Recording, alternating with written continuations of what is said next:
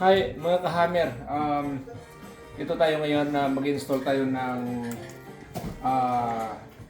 wood pan.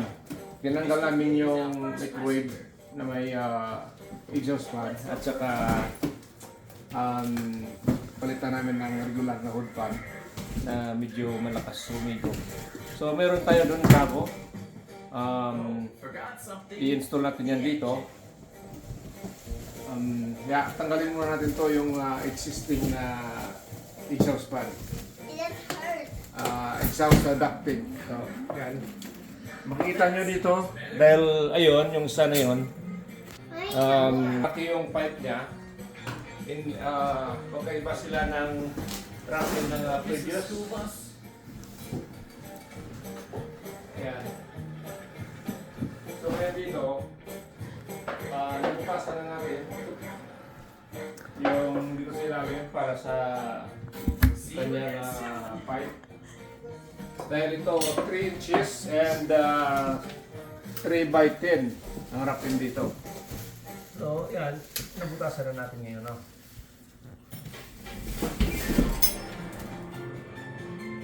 Tanggalin na natin ito.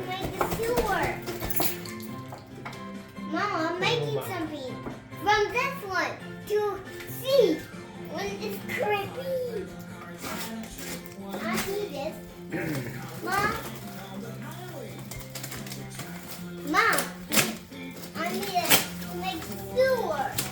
Sewer.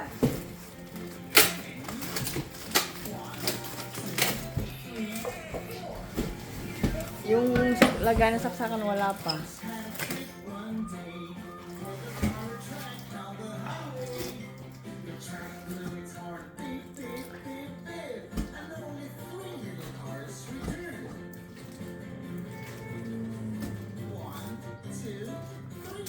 Okay. Yeah. Okay, mamaya i-update kami kayo pagkatapos namin install itong wood pan dito. So, break muna tayo.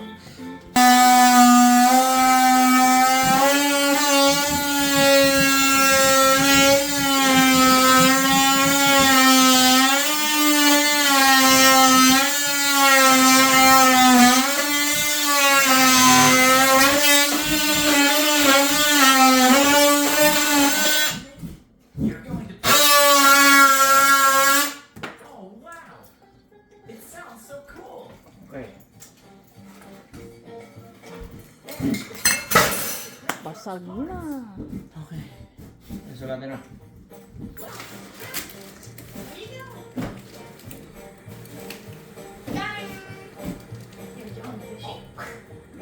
Hi, ito ngayon, na-install na namin itong bago naming wood pan. So may meron tayong outlet dito. So ito ay gumagana na. Ito ay 650 CFM. Malakas siya. At saka meron siyang control, meron siyang remote control.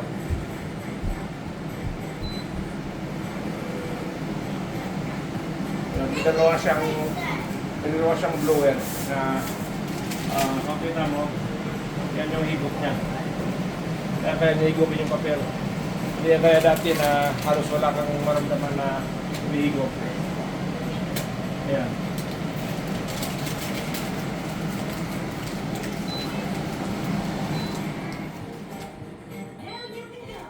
At saka meron siyang LED light, napakaliwanag. At saka, Wi-Fi pa yata ito. Ayun na yung remote. Yeah. But Elliot and Mama.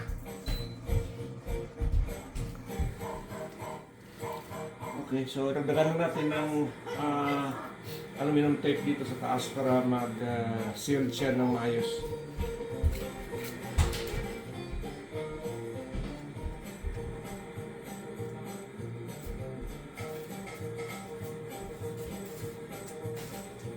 So, ang pag-install nito ay hindi biro. Pag mag-isa ka lang, mahirapan ka nito mag-install. Dalawa kami pero medyo halanganin pa kami dahil mabigat. At saka ginamitan ko na lang ng push bar. Yung ginagamit ko sa drywall, pinost ko dito para may lapat lang siya. Sobrang bigat talaga.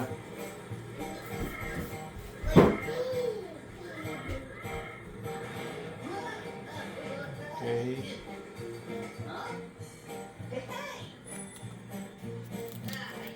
So siguro naman sisipado na yung iba dyan magluto.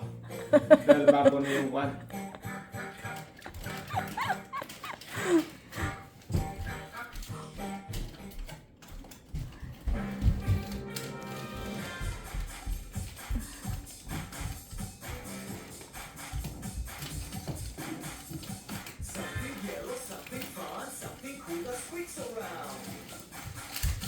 Soccer ball, quack wow.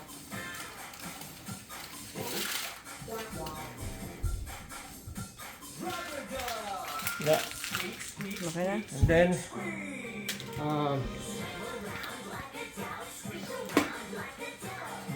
ibalik ko na lang yung kwan, yung punas na ito. Mamaya na. Something fun, something small that spins around. Turtle, quack wow.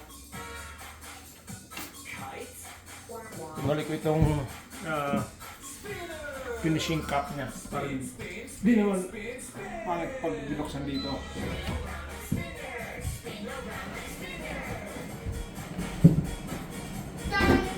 Kaya, at then, yung kanyang screen. Finish na naman niya. Tilok naman kami niya. Huwag mo nang tanggalin. Sige mo tanggalin. Pag marumi na.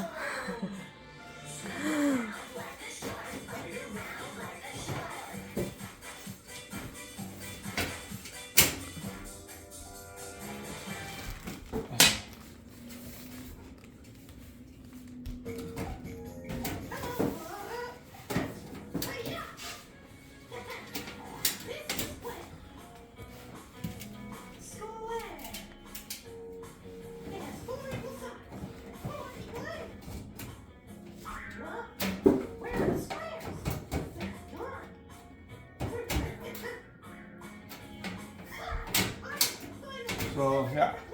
Isa pa. Saka ito meron siyang finishing trim dito sa likod.